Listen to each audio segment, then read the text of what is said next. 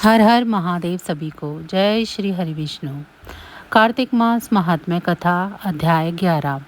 एक बार सागर पुत्र जलंधर अपनी पत्नी वृंदा सहित असुरों से सम्मानित हुआ सभा में बैठा था। तभी गुरु शुक्राचार्य का वहां आगमन हुआ। उनके तेज से सभी दिशाएं प्रकाशित हो गई। गुरु शुक्राचार्य को आता देखकर सागर पुत्र जलंधर ने असुरों सहित उठकर बड़े आदर से उन्हें प्रणाम किया। गुरु शुक्राचार्य ने उन सबको आशीर्वाद दिया। फिर जलंधर ने उन्हें एक दिव्य आसन पर बैठाकर स्वयं भी आसन ग्रहण किया। फिर सागर पुत्र जलंधर ने उनसे विनम्रता पूर्वक पूछा, हे गुरुजी, आप हमें यह बताने की कृपा करें कि राहु का सिर किसने काटा था। इस पर दैत्य गुरु शुक्राचार्य ने विरोचन पुत्र हिरण्याकश्यपु और उसके धर्मात्मा पौत्र का परिचय देकर देवताओं और असुरों द्वारा समुद्र मंथन की कथा संक्षेप में सुनाते हुए बताया कि जब समुद्र से अमृत निकला तो उस समय देव रूप बनाकर राहु भी पीने बैठ गया। इस पर इंद्र के पक्षपाती भगवान विष्णु ने राहु का सर काट डाला। अपने गुरु के मुख से इस प्रकार के वचन सुनकर जलंधर के क्रोध की सीमा न रही। उसके नेत्र लाल हो गए।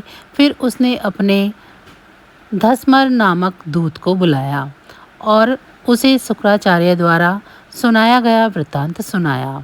तत्पश्चात उसने धस्मर को आज्ञा दी कि तुम शीघ्र ही इंद्रपुरी में जाकर इंद्र को मेरी शरण में ले आओ। धस्मर जलंधर का बहुत आज्ञाकारी एवं निपुण दूत था।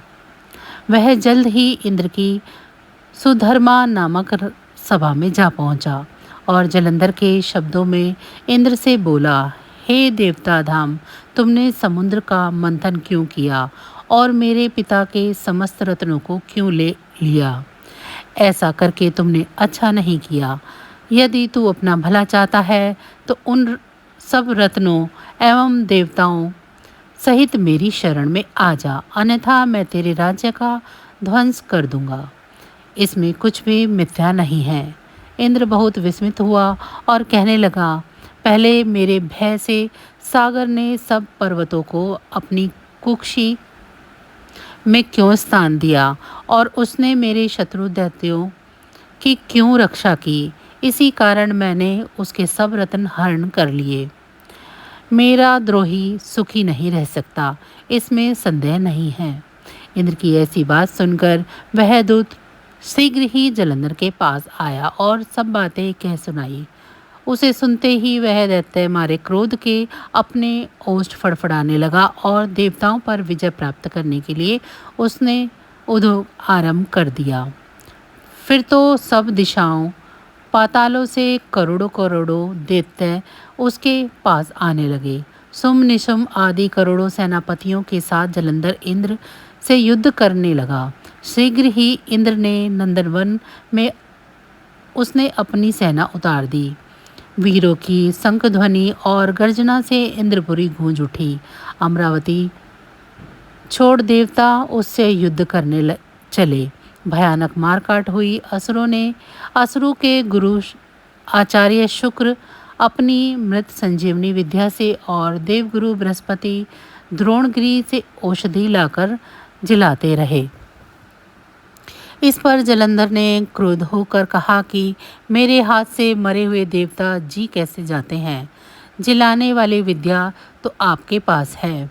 इस पर शुक्राचार्य ने देवगुरु द्वारा द्रोणाचार्य से औषधि लाकर देवताओं को जिलाने की बात कह दी। यह सुनकर जलंधर और भी कुपित हो गया। फिर शुक्राचार्य जी ने कहा, यदि शक्ति हो तो द्रोणगिरी को उठाकर समुद्र में फेंक दो, तब मेरे कथन की सत्यता प्रमाणित हो जाएगी। इस पर जलंधर कुपित होकर जल्द ही द्रोणागिरी पर्वत के पास पहुंचा और अपनी भुजाओं से पकड़कर द्रोणागिरी पर्वत को उखाड़कर समुद्र में फेंक दिया। यह तो भगवान शंकर का तेज था, इसमें जलंधर की कोई विचित्रता नहीं थी। तत्पश्चात यह सागर पुत्र युद्ध भूमि में आकर बड़े तीव्र गति से देवताओं का संहार करने लगा। जब द्रोणाचार्य जी औषधि लेने गए तो द्रोणाचल को उखड़ा हुआ शून्य पाया। वह भयभीत हो देवताओं के पास आए और कहा कि युद्ध बंद कर दो, जलंधर को अब नहीं जीत सकोगे। पहले इंद्र ने शिवजी का अपमान किया था। यह सुन देवता युद्ध में जय की आशा त्याग कर इधर उधर भाग गए।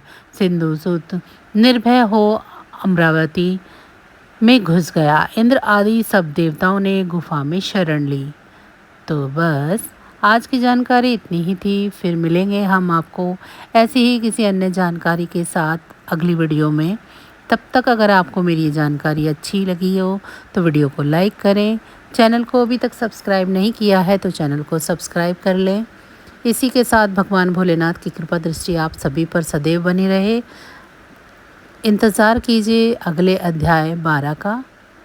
आप सभी का बहुत बहुत धन्यवाद।